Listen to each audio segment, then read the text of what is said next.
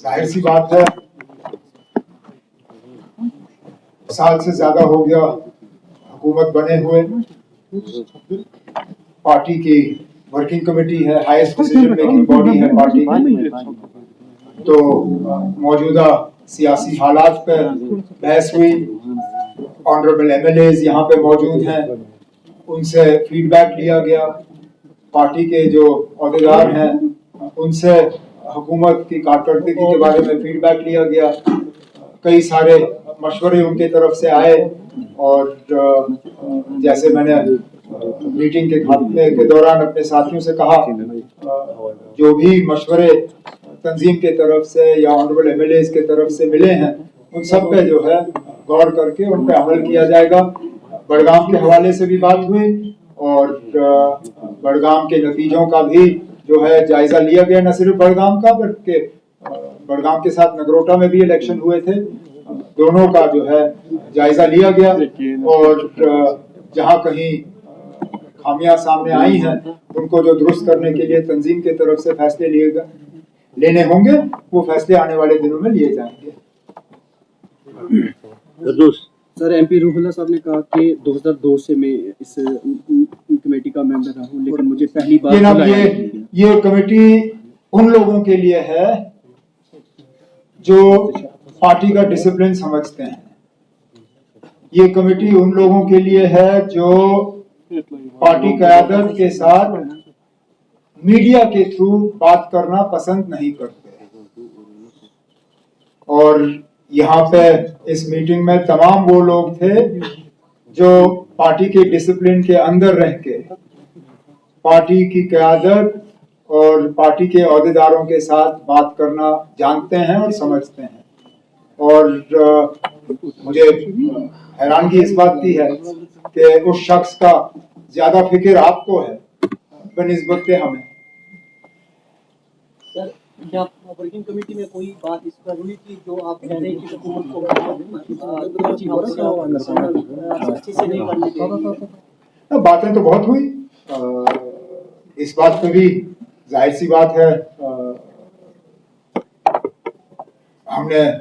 मैंने खुद और मेरे साथियों ने वर्किंग कमेटी को इस बात के बारे में बाखबर किया कि कितने सारे ऐसे इदारे हैं जिनका कंट्रोल इलेक्टेड गवर्नमेंट के पास होना चाहिए लेकिन नहीं है।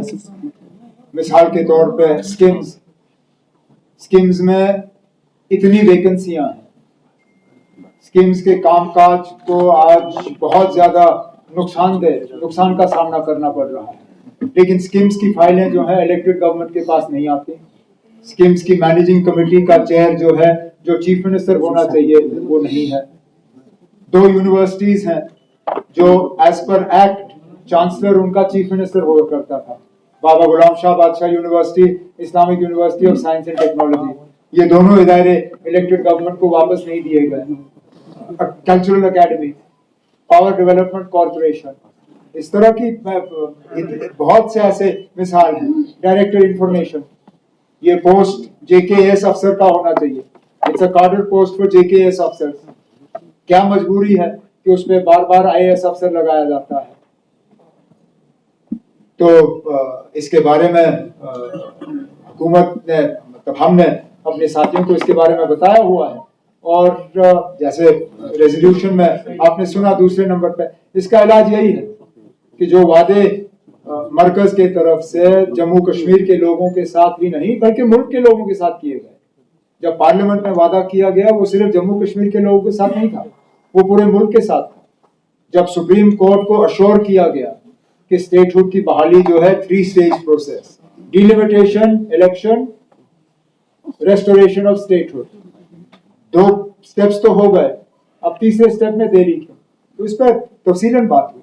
उमर साहब, सवाल हो सकता है आपको इसमें 2-3 सवाल दिखेंगे। 1 साल से क्योंकि ये बातें लोगों में हो रही है, मौका 1 साल से इस गवर्नमेंट में तजब्जुब है, कंफ्यूजन। एक साइड से इलेक्टोरल गवर्नमेंट का बयान बार बार आता है कि मेरे पास ये लॉ एंड ऑर्डर है, कुछ चीजें हैं, इस गवर्नमेंट को बहानेबाजी बंद करनी चाहिए, अपने इख्तियारात का इस्तेमाल करके लोगों के काम करें। दूसरी साइड से जम्मू का जो इंसिडेंट हुआ बुलडोजर, इन चीजों को मद्देनजर रखते हुए लोगों के तहफ़्फ़ुज़ के लिए ये गवर्नमेंट किस तरह का तब हम तो चाहते हैं कि ये कंफ्यूजन दूर हो जाए, और इस कंफ्यूजन को दूर करने के दो ही तरीके हैं।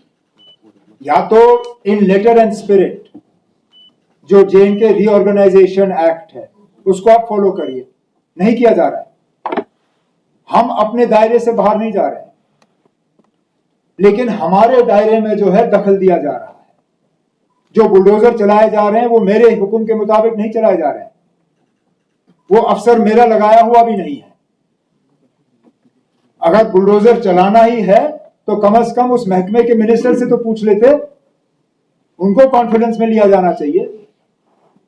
ये कहना आसान है कि हम दखल नहीं देते, अगर दखल नहीं दिया जा रहा होता बुलडोजर कैसे चलता?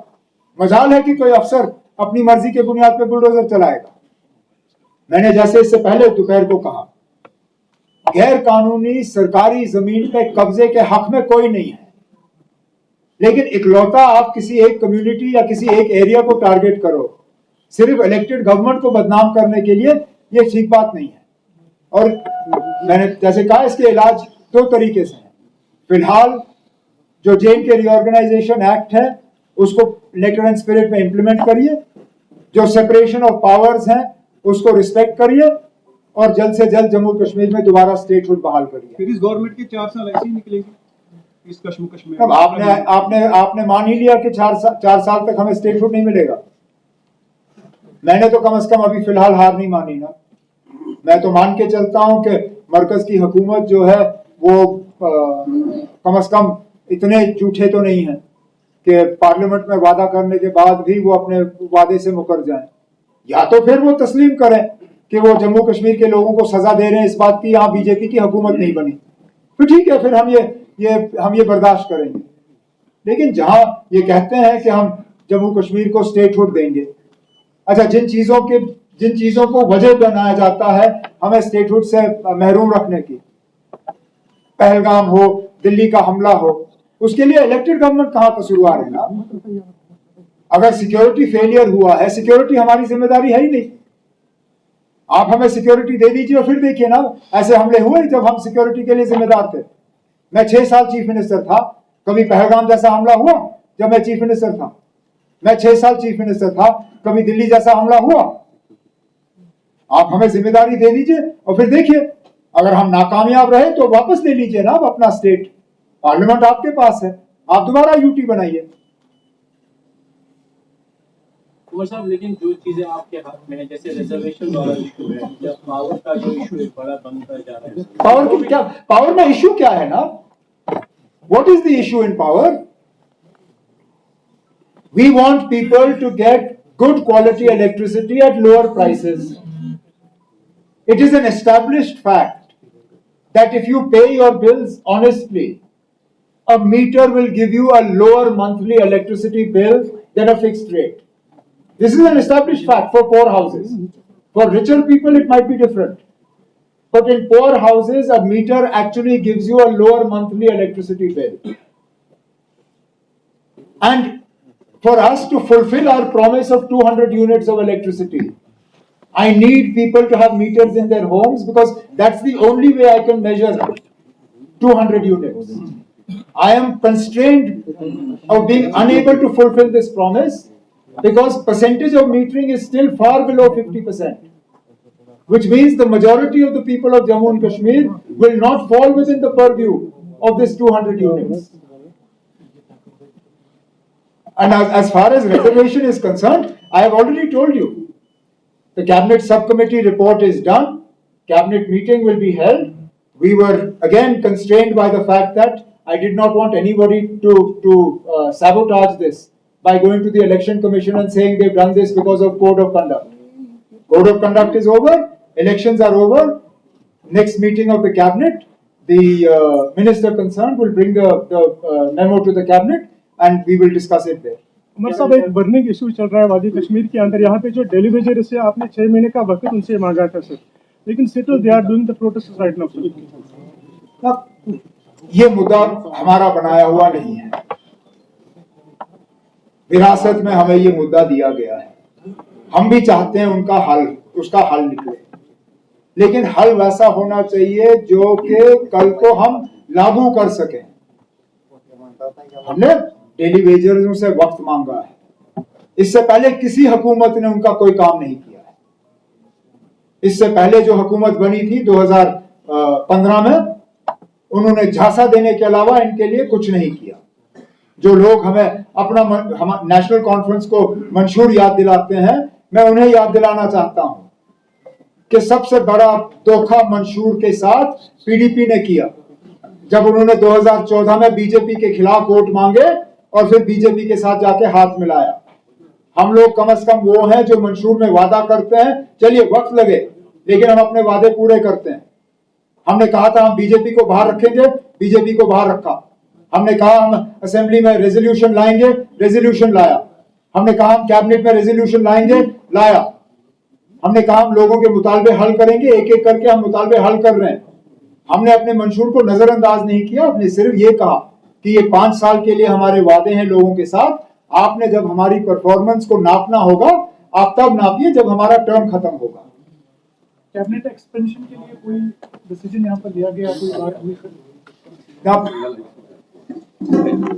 सदर मोहतरम इसमें साथियों के साथ मशवरा करके जैसे इनकी हिदायत होगी, इनकी हिदायत के मुताबिक हम काम करेंगे। वो ये है कि the working committee unanimously reaffirmed its unwavering commitment to the restoration of Jammu and Kashmir's special status. The committee reiterated that this issue is central to the aspiration and dignity of the people and must be addressed without further delay. The party will continue its principled fight for its full restoration. Number 2, जो resolution 2 है, the working committee urged the government of India to immediately restore full statehood to Jammu and Kashmir, as promised on the floor of the Parliament, repeatedly affirmed in the public domain, and noted by the Constitution Bench of the Supreme Court. जो resolution 3 था हमारा, the working committee expressed serious concern and unequivocally condemned the terror attack in Delhi.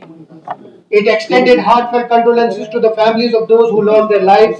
In a civilized society, violence has no place, and such heinous acts must be dealt with firmly and decisively. Resolution 4. The working committee also expressed deep concern over the Naugam blast and conveyed its condolences to the affected families. The committee stated that the incident must be investigated at the highest level and responsibility fixed for any deviation from the standard operating procedures. Resolution 5. The working committee expressed serious concern over the reports of harassment faced by the students, traders and residents of Jammu and Kashmir in different parts of the country. It strongly condemned their selective targeting in the aftermath of the recent events. The committee emphasized that the people of Jammu and Kashmir cannot be stereotyped and called upon all the state governments to ensure the safety, dignity and protection of the lives and property of Kashmiris and other residents of Jammu and Kashmir living or working across India. Not every Kashmiri is a terrorist or a supporter of terror. Resolution 6. The working committee reiterated the party's unwavering commitment to fulfilling all promises made in its manifesto. और जो आखिरी resolution है, the working committee unanimously reaffirmed its full support to the government led by Mr. Umar Abdullah and urged it to continue fulfilling the aspiration of the people and upholding their dignity.